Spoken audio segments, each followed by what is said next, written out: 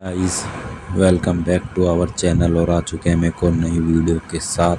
तो आज की वीडियो में हम बात करेंगे रामायण के बारे में कि प्रभु श्री राम के जन्म के समय के संबंध में मतभेद क्यों है, ऐसा क्यों कहा जाता। तो चलिए बताते हैं हम आपको कि प्रभु श्री राम के जन्म के समय के संबंध में मतभेद क्यों है। तो उम्मीद करता हूँ गाइस ये वीडियो आपको अच्छी लगी तो वीडियो ज़रूर लाइक करें, चैनल पर नए हैं तो चैनल को सब्सक्राइब भी करें ताकि ऐसे ही आने वाली वीडियोस की नोटिफिकेशन आपको मिलती है।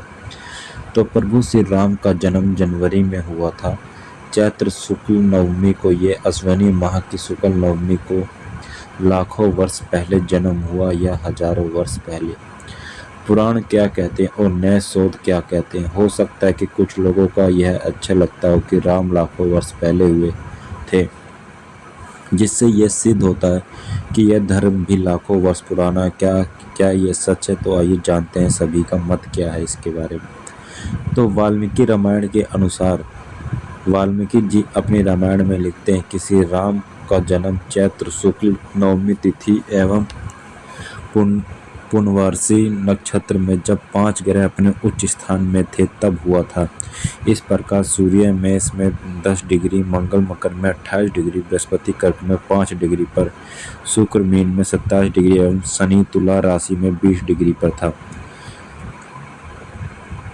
पुराणों के अनुसार प्रभु श्री राम का जन्म त्रेता और द्वापर युग के संधि काल में हुआ था। कलयुग का प्रारंभ 3102 ईसा पूर्व से हुआ था।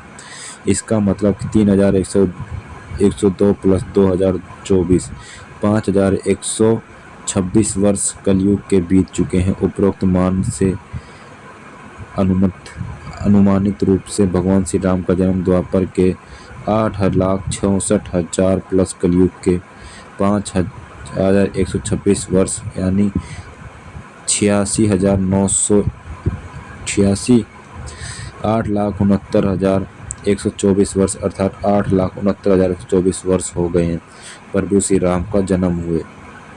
युग की धारणा हमें पुराण और ज्योतिषी से 3 तरह से मिलती है।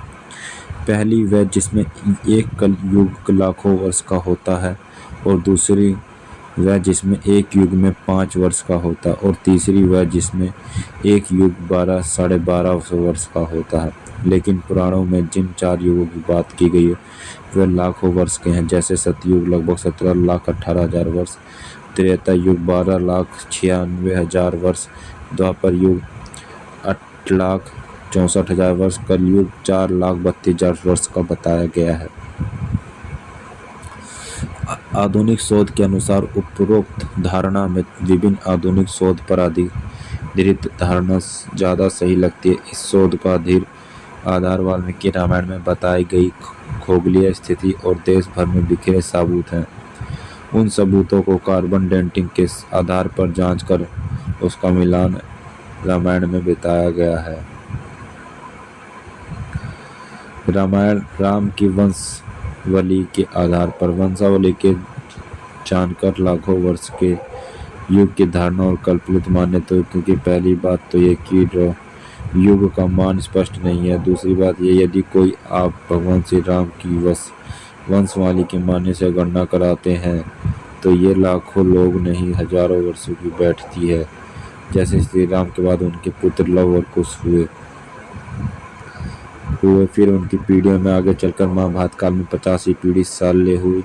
इसके अलावा साल्य के बाद वितर्क्ष, उरुक्ष्य, भद्रोस्य, प्रत्युम्न, दिवाकर, सहदेव, ध्रुवस्य, मरुनर्थ, प्रतीता, सुप्रति, मरुदेव, सुनचक, किन्नराज, अंतरिक्ष, सुसेन, सुमित्र, बृहद्रथ, धर्म, कृतिज्ञ, वर्त, रणज्य, संजय, शाक्य, सुदोन, सिद्धार्थ, राहुल, प्रोत्साहन, शरदुल, कुलच, सुमित्र मित्र हुए। वर्तमान में जो सिसोदिया, कुशवाहा, मौर्य, शाक्य, पेचला और गहलोत यदि जो राजपूत वंश हैं वह सभी भगवान प्रभु श्री राम के वंशज हैं। जयपुर राजघराने की महारानी पद्मिनी और उनके परिवार के लोग के राम के पुत्र कुश के वंशज हैं। महारानी पद्मिनी ने एक अंग्रेजी चैनल को दिए में कहा था कि उनकी पत्नी भवानी सिंह कुश ने 309 वंशज थे। यदि अब यदि 3 पीढ़ियों का काल लगभग 100 वर्ष में पूर्ण होता तो इस मान से श्री राम हुए कितने हजार वर्ष हुए हैं। आप इस 309 पीढ़ी के अनुमान से लगाया जा सकता है कि उन्नत ये 4000 ईसा पूर्व से समय बैठता है। निष्कर्ष यह है कि राम का जन्म लाखों वर्ष पूर्व नहीं कुछ हजारों वर्ष पूर्व ही हुआ था। हमें इस दिशा में शोध और विचार करने की जरूरत है। राम एक ऐतिहासिक व्यक्ति है जो उन पर विरोध सा पैदा करने उचित नहीं होगा। जरूरत है कि पुराण और अन्य ग्रंथों की बातों को छोड़कर वाल्मीकि रामायण में जो लिखा है उसे सत्य माना जाए, क्योंकि महर्षि वाल्मीकि ने ही भगवान श्री राम को और उनके काल के बारे में उचित वर्णन किया है। तो ये थी गाइस आज की हमारी वीडियो, जिसके बारे में हमें पता चलता है कि महान राजा राम जी का जन्म कब हुआ था और किस काल में हुआ था और कौन सा शोध सही माना जाता। तो उम्मीद करता हूँ कि ऐसी वीडियो आपको अच्छी लगे। वीडियो अच्छी लगे तो वीडियो को लाइक करें, चैनल पर नए तो चैनल को सब्सक्राइब करें ताकि आने वाली वीडियो की नोटिफिकेशन आपको मिलती रहे। तो मिलते हैं गाइस नेक्स्ट वीडियोज़ में।